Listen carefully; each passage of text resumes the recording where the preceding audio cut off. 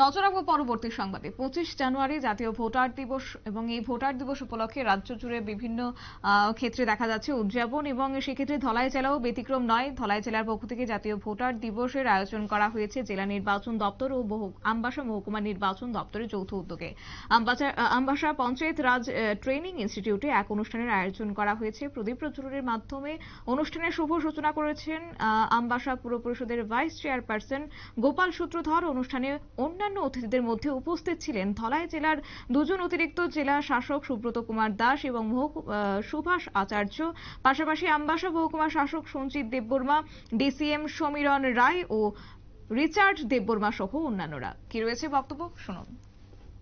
আমাদের ভারতের নির্বাচন কমিশন খুব সুন্দরভাবে অনাড়ম্বরভাবে পালিত করছি আমরা। তো আমরা ধলাই জেলা এবং আমাদের সাব ডিভিশন লেভেল যৌথ উদ্যোগে আজকে আমরা এখানে আমবাসা পিআইটিআইতে আমাদের জাতীয় ভোটার দিবস আমরা পালন করছি। আমাদের অনেক যারা নতুন ভোটার তাদের উৎসাহিত করার জন্য এবং যাতে আগামী দিন তারা ভোট দেওয়ার মাধ্যমে দায়িত্ব এবং কর্তব্য মনে করে এই বিষয়ে আজকে আলোচনার জন্য কর্মশালা রাখা হয়েছে। তো আপনাদের মাধ্যমে বলতে চাই যে আমাদের এই বিশেষ উদ্যোগটা নির্বাচন কমিশন নিয়েছে। আমরা যারা সমাজের বিভিন্ন স্তরের মানুষ আছে আমরা সবাই উৎসাহিত করবো আমাদের আগামী প্রজন্মকে, যারা নতুন ভোটার তারা যাতে উৎসাহিত হয়।